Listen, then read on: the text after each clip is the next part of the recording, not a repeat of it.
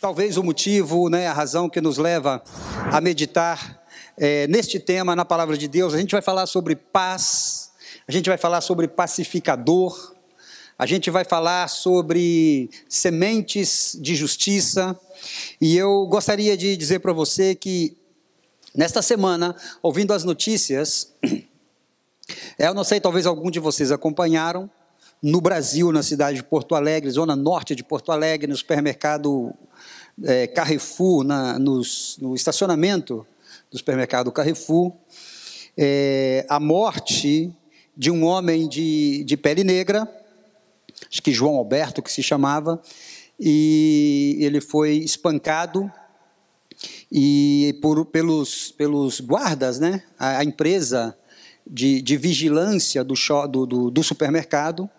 Ele foi espancado e veio a falecer, e isto gerou, em todo o país uma onda de protestos antirracistas, porque estão dizendo que o crime foi um crime de racismo.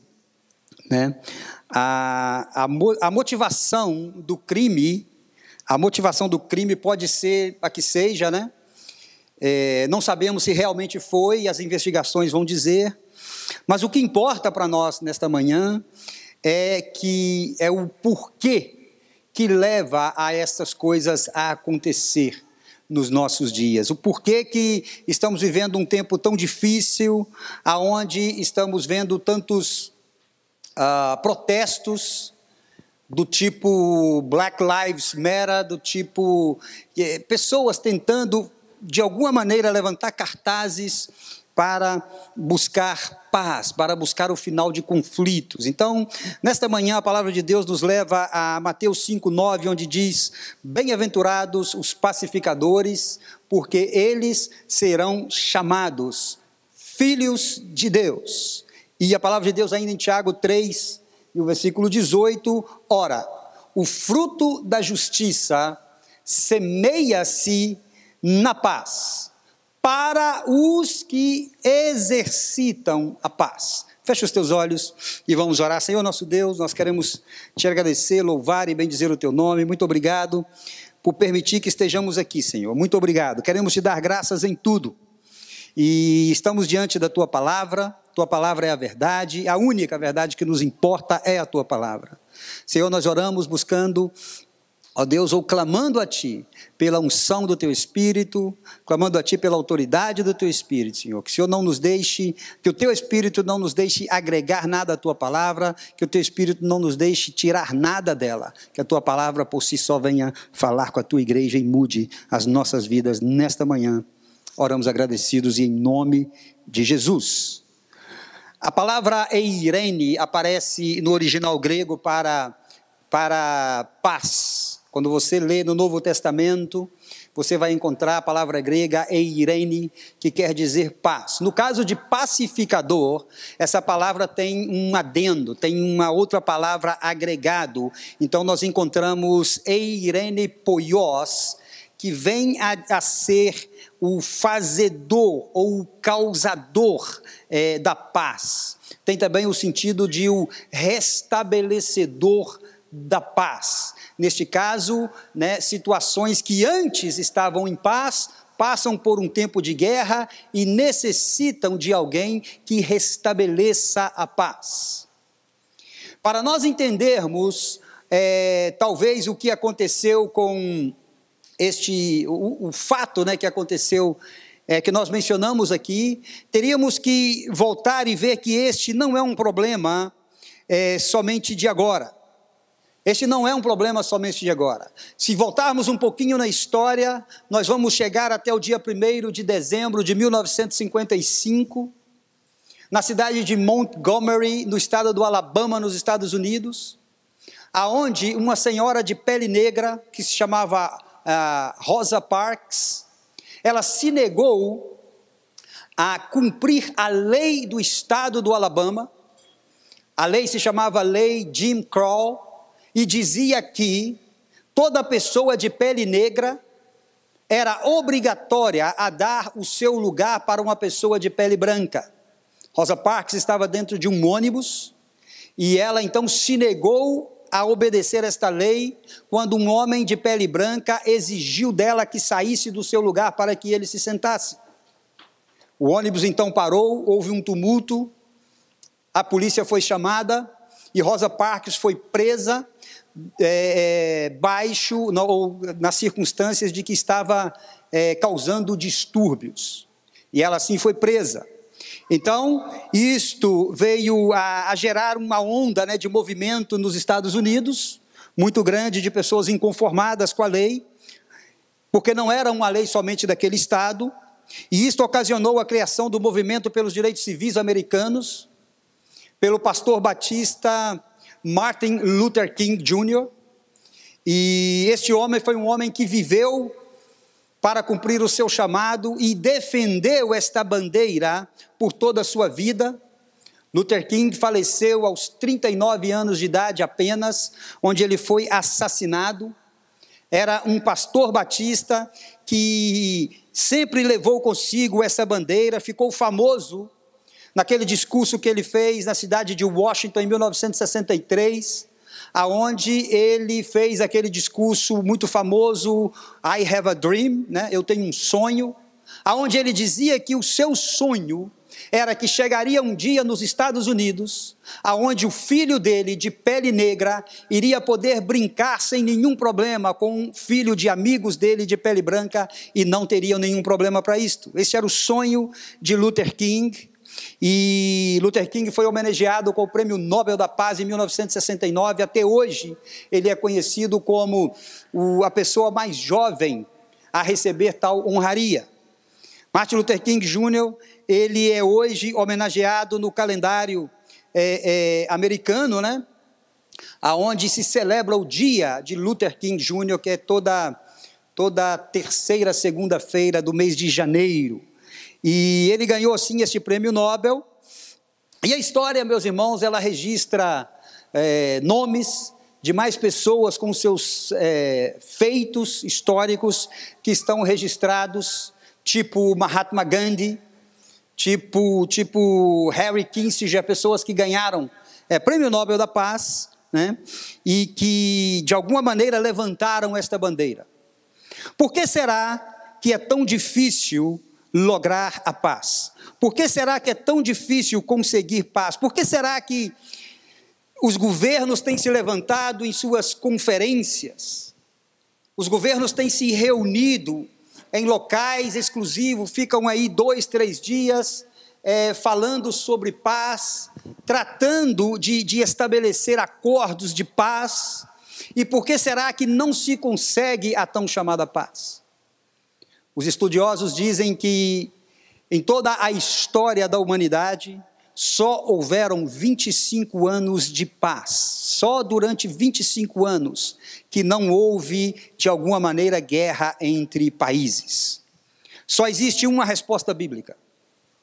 E a resposta bíblica da falta de paz no mundo se chama o pecado.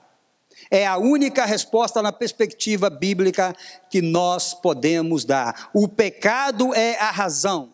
E por que não se logra, então, chegar em um consenso de paz? Porque as pessoas tentam resolver o problema da paz e não vão à fonte do problema.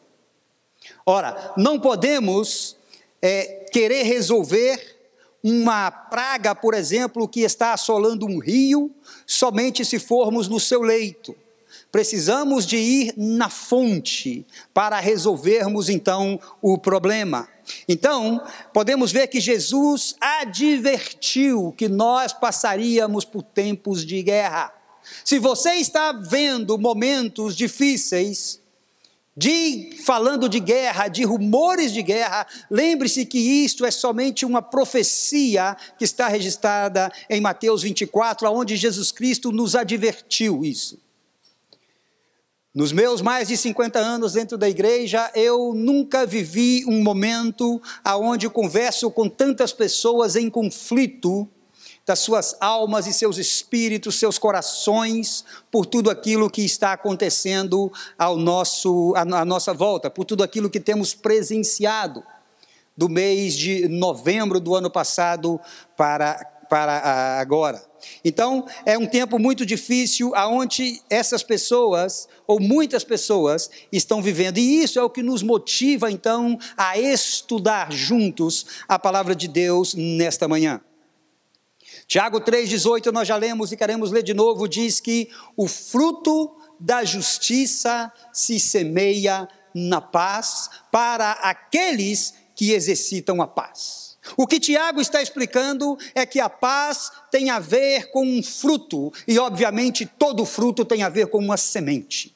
O que nós queremos colocar para você é que uma semente precisa ser semeada, uma semente que se chama justiça, porque nunca teremos paz sem justiça. Então a Bíblia conecta a justiça com a paz, e nós vemos então, porque Tiago está nos dizendo que existe uma semente. Eu queria dizer para você nesta manhã, que você nunca pode subestimar o poder de uma semente. Uma semente é algo tão pequenininho, uma semente é algo tão pequeno, mas você nunca pode subestimar o poder dessa semente. Sementes são plantadas em todas as primaveras, por todo o planeta, aonde agricultores semeiam diferentes tipos de sementes, em diferentes tipos de solos. Uns mais férteis, outros menos, mas essas sementes são semeadas, e em cada semente que é plantada, é depositada por esses agricultores uma esperança muito grande de que essa semente, ela romperá com tudo aquilo para chegar a um ponto de produzir frutos e de produzir muitos frutos. Então, a paz tem a ver com uma semente. Mas quando nós falamos também de semente, igreja, nós precisamos de lembrar que semente, e quando falamos de agricultura, temos que lembrar de um processo. Eu estou querendo levar você a entender nesta manhã, que a questão da paz é todo um processo, e tem a ver com uma semente. Não se trata apenas de plantar uma semente. Tem a ver com todo o processo da agricultura, que é a preparação da terra. Cercar a terra, tem a ver com toda a preparação de escolher bem a semente, tem a ver com o fertilizante, tem a ver com sombra, tem a ver com sol no momento certo, tem a ver com o processo de irrigação da agricultura. Faça isto e você verá a força de uma semente. Se você seguir esses passos, você verá a força de uma semente. A Bíblia diz que o princípio da paz é o mesmo. Sementes de justiça. Sementes de justiça precisam ser semeadas. E a pergunta de hoje é a seguinte: como que eu posso ser então um pacificador? Como que eu posso ser um pacificador? Eu tenho também que ganhar o Prêmio Nobel da Paz. Eu tenho que ter meu nome registrado na história como alguém que fez algo pela paz. Para ser um pacificador, eu tenho que sair com cartazes do tipo Black Lives Matter, vidas negras importam, ou do tipo do movimento dos anos 70 e 80, aqueles que são desse tempo como eu, sabem do que eu estou falando, aonde se levantavam os dois dedinhos da mão e dizia paz e amor, guerra não Senhor, lembram disso? Eu sei que alguns de vocês lembram, né? Paz e amor, guerra não Senhor. Eu tenho que fazer isto para ser realmente considerado um pacificador? Quando nós falamos de pacificador, nós lembramos de uma pessoa calma, de uma pessoa tranquila, né? De uma pessoa mansa. E parece que ser um pacificador tem a ver com tudo isso, mas e nós sabemos que até pode ter a ver, mas não é isso, não é disso que se trata. Um pacificador nem sempre é uma pessoa somente com essas características. Como também um pacificador não é daquele do tipo que eu faço o que seja para ter paz. Tem gente que para viver momentos de paz, eles dizem estamos dispostos a pegar em armas. Lembre-se que Martin Luther King, Mahatma Gandhi e esses homens que ganharam o Prêmio Nobel da Paz, todos eles pregavam uma paz sem violência. E isto não vem deles mesmos, mas isso vem realmente da palavra de Deus. A primeira coisa que nós precisamos entender, para entender o que é ser um pacificador, você precisa de se lembrar que eu e você somos cristãos. Eu e você temos Cristo. E isto é o que faz a diferença nas nossas vidas. Nós precisamos lembrar, igreja, que nós caminhamos ainda sabendo que temos dois eus dentro de nós. Esses dois eus é o eu de antes de Cristo e o eu depois de Cristo, porque na perspectiva do eu antes de Cristo, a minha maneira de ver a vida era uma, e agora na perspectiva do eu em Cristo, a minha maneira de ver as pessoas é outra completamente diferente. Então nós precisamos primeiramente entender que para ser um pacificador, é preciso estar em paz. Para ser um pacificador, você precisa ter paz. E a pergunta que eu faço é a seguinte: quantas pessoas têm ganhado o prêmio Nobel da Paz, mas eles não conhecem a paz que somente Cristo pode dar? E têm os seus nomes registrados na história. Somente você tendo então esta visão do eu antes de Cristo e do eu depois de Cristo, você também terá uma visão da necessidade do mundo pela sua falta de paz. Se você quer ser um pacificador, você precisa ser semeador de justiça, você precisa ser semeador de sementes de justiça. Se você quer ser um pacificador, você tem que seguir, por exemplo, o exemplo de Jesus, no caso daquela mulher que foi apanhada em adultério. O que é que a lei dizia? Qual era a sentença da lei para aquela mulher em João 8, 1 ao 11, não temos tempo de ir para lá, mas você conhece a história. O que era mais fácil para Jesus fazer? Ora, Sarah Parks, ela foi chamada de causadora de distúrbios por não querer cumprir a lei. Jesus Cristo aqui, junto com esta mulher dessa história em João 8, 1 ao 11, aquela mulher que foi apanhada em adultério, Jesus Cristo também estava vivendo um tempo onde que tinha uma lei que dizia algo. Levíticos 20, versículo 10, nos explica essa história. A lei dizia: também o homem que adulterar com a mulher de outro, havendo adulterado com a mulher do seu próximo, certamente morrerá. O adúltero e a adúltera. A lei dizia que aquela mulher tinha que morrer, a acusação era: tem que morrer. Os sentimentos daquela mulher não importavam, o que importava era cumprir a lei, e os seus acusadores, que não sabem nada sobre paz, que não sabem nada do que é que vive a falta de paz no coração de uma pessoa, eles a julgavam pela lei de Moisés e diziam: ela tem que ser apedrejada até a morte. O conflito interno que tirava toda a paz do coração daquela mulher não importava. Mas Jesus prefere levar paz àquele coração em guerra. Jesus prefere então semear uma semente de paz, ou Jesus prefere plantar esta semente. Em João 8,7 diz: aquele dentre vós que não tiver pecado, atire a primeira pedra. Quando Jesus vê então os acusadores daquela mulher, o texto diz que ele escrevia na areia, e ele continuou escrevendo na areia, e a palavra de Deus então nos leva a um momento deste episódio, que Jesus Cristo, então, quando ele fala isto, todas aquelas pessoas, todos aqueles acusadores, eles começam a sair um por um. E no versículo 11, então, o mestre dá a sua sentença para aquela mulher. Que tipo de sentença você está dando para as pessoas que estão com seus corações aflitos? Jesus então pergunta para aquela mulher: onde estão os teus acusadores? Não ficou nenhum? E ela disse: não, Senhor. E ele então dá a sua sentença: eu tampouco te condeno, vai e não peques mais. Sementes de justiça, semente de paz. Você quer ver novamente o príncipe da paz semeando sementes de justiça?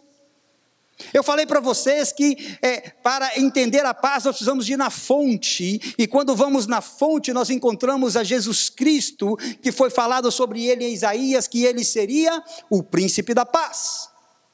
Em João 13, versículo 1 ao 20, não temos tempo de ir para lá, mas a história diz que Jesus lavou os pés dos seus discípulos. Você quer ver Jesus plantando uma semente de paz? Ele lava os pés dos seus discípulos e chega um momento onde ele lava os pés do seu traidor, sabendo que ele o trairia. E Jesus prefere então, antes de acusações, antes de dizer palavras, ele prefere simples e puramente semear uma semente de justiça. Marcos 9,50 ele diz: tenha paz uns com os outros. É uma ordem de Jesus. Que tenhamos paz uns com os outros. Ou ainda o caso daquela mulher que tinha um fluxo de sangue, vocês lembram muito bem disto? É uma história muito conhecida da Bíblia, que está em Marcos 5, aquela mulher que tinha um fluxo de sangue.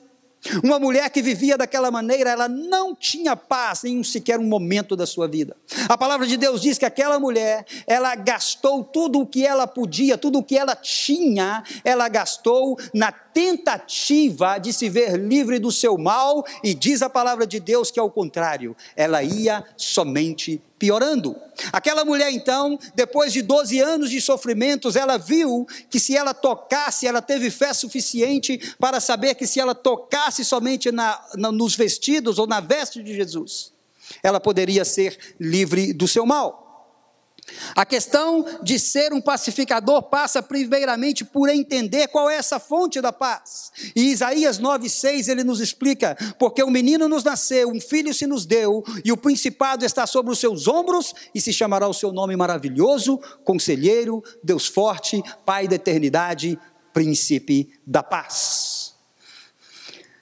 Aquela mulher, ela estava naquela situação, e quando ela então conseguiu fazer aquilo que a fé dela dizia para fazer, ela tocou nas vestes de Jesus, e ela foi então curada, e a paz voltou a reinar na sua vida. Por quê? Porque ela tocou do príncipe da paz.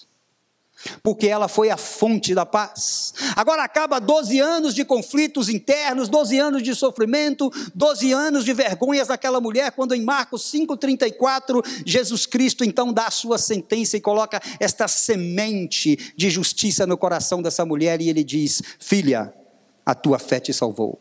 Vai em paz e ser livre do seu mal. Vai em paz. Agora você pode ter paz, porque a razão do seu conflito já terminou. Ora, se Isaías 9,6 fala que ele é o príncipe da paz, o versículo 7 de Isaías também diz que do aumento deste principado e da paz não haverá fim, sobre o trono de Davi no seu reino, para o firmar e o fortificar com juízo e com justiça desde agora e para sempre. O zelo do Senhor dos exércitos fará isto. Ora, a palavra de Deus está dizendo para mim e para você nesta manhã, que este príncipe tem um reino, como todo príncipe tem um reino, que esse príncipe ele tem um reino, e este reino se chama reino de paz. Esse reino se chama reino de paz, e está dizendo a palavra de Deus, que este reino, ele é um reino que vem para ser firmado e para ser fortificado com juízo e com justiça. Isso aqui é muito importante para a nossa meditação nesta manhã. Por que é importante para a nossa meditação? Ora, porque nós vimos que existe uma justiça, e nós agora estamos diante da palavra de Deus, que diz então, que este reino do príncipe da paz, ele é um reino firmado e fortificado com juízo e com justiça. E diz mais, diz também que este reino é para sempre. Quantos se glorificam com isso? Diz que este reino é para sempre, é um reino que não terá fim. É um reino que não terá fim. Então por isso que o nome dele é Príncipe da Paz. Você quer ver mais ele semeando sementes de paz? Você vai a João 14, aonde os discípulos estão completamente com seus corações em conflitos, fazendo perguntas, onde Jesus está falando com eles que era chegada a hora e que chegaria esse tempo. Então você vê, por exemplo, a Tomé, um dos seus discípulos, dizendo: Senhor, nós não sabemos o caminho. Você vê, por exemplo, a Filipe falando, mostra-nos o Pai e isso nos basta. Pessoas estavam com seus corações em conflito, então foi por isso que Jesus veio e disse para eles, no versículo 27 de João 14, deixo-vos a paz. A minha paz vos dou, não vos la dou como o mundo a dá. Não se turbem, nem tenham medo, não se turbem, nem se atemorizem. Aqui Jesus então, meus irmãos, ele está fazendo uma distinção em dois tipos de paz. A paz que ele pode dar e a paz que o mundo dá. O modelo de paz que o Senhor Jesus dá e que só pode ser visto na perspectiva do Evangelho, não é o modelo do mundo.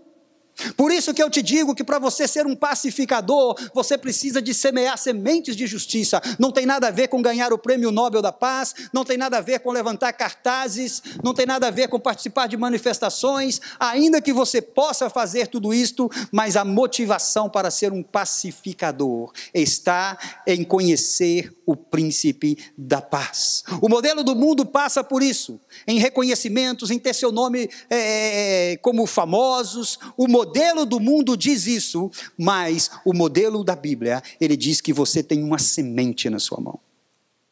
Essa semente se chama justiça, e só você pode fazer isso. Neste modelo, é neste modelo de Cristo, que eu e você precisamos entender que temos essa paz interior.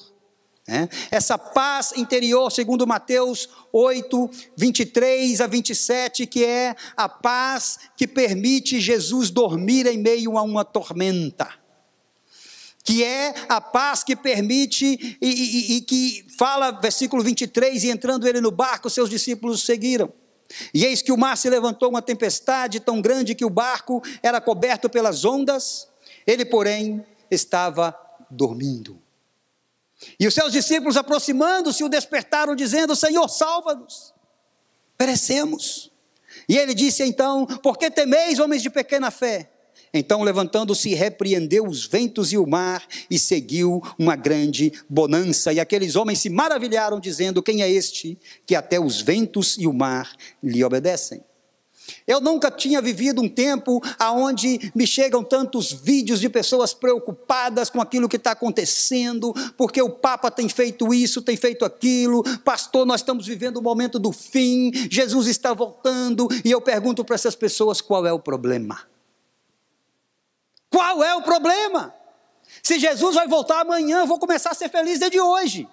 Qual é o problema? Se Jesus está voltando, que volte logo. Nós estamos gritando: Maranata, vem Senhor Jesus, porque se Ele vem, Ele nos transportará. Se fosse você, eu glorificava até mais. Ele nos transportará deste reino de falta de paz para o reino que está preparado para mim e para você, só para a igreja. Só a igreja vai estar lá. O reino de paz, aonde a palavra de Deus está dizendo para mim e para você hoje que é eterno. É eterno. Eterno é muito mais do que para sempre. É eterno. Assim que você, quando pensa nisto, as pessoas me mandam. Eu tenho um amigo que eu já falei com ele: cara, você vai ficar louco. Ele só escuta coisas assim, e pregadores que pregam isto, e fica me mandando. Falei: meu amigo, aonde está o seu coração? Se Jesus vai voltar, que volte logo.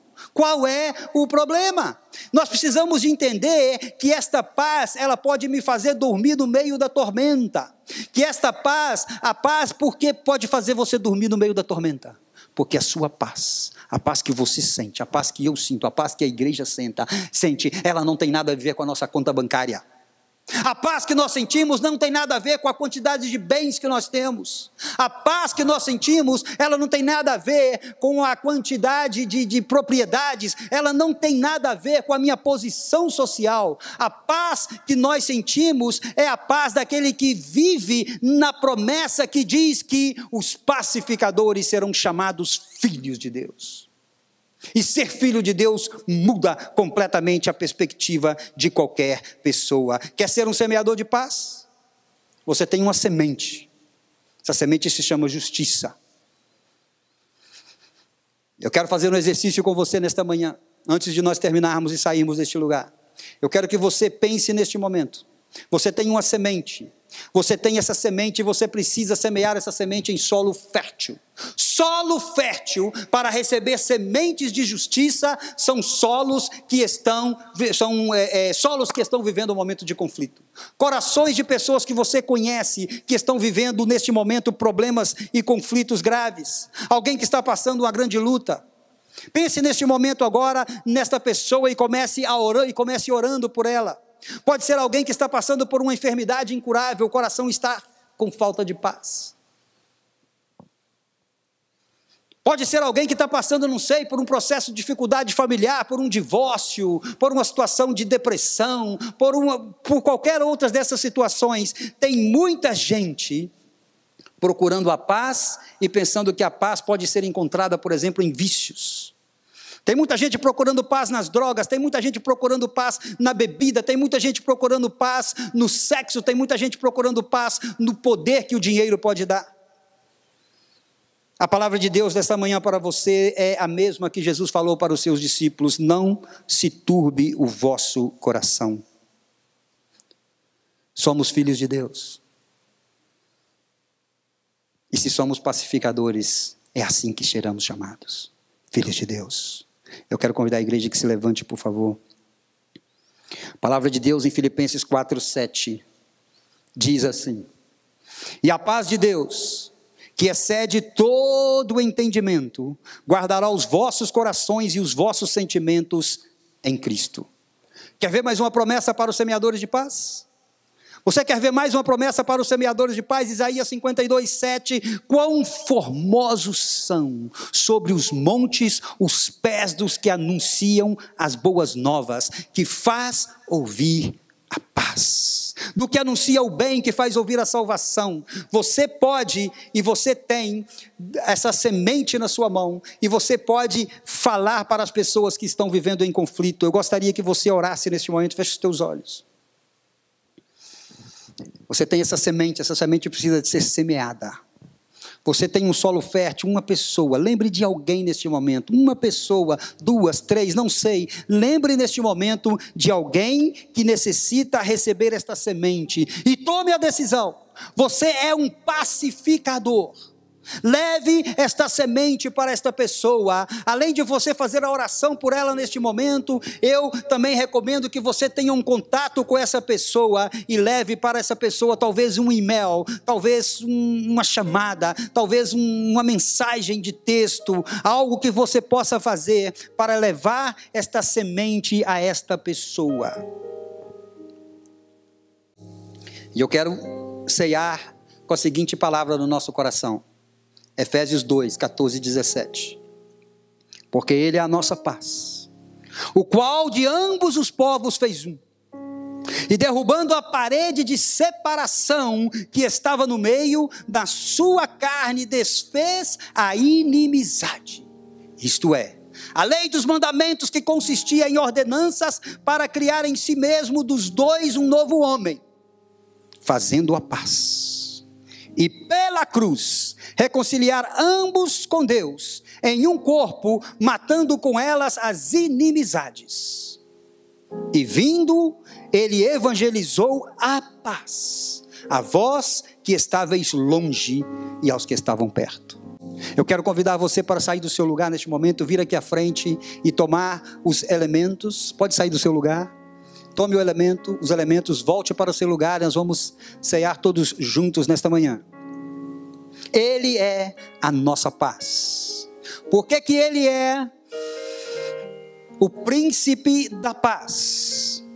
Porque a palavra de Deus nos explica, e Paulo, escrevendo aos Efésios, deixa muito claro que Ele é a minha e a sua paz. Porque Ele pagou um preço por isso. Ele pagou um preço para fazer de dois povos um só povo. Ele pagou o preço por isso, porque Ele derrubou toda a separação que havia.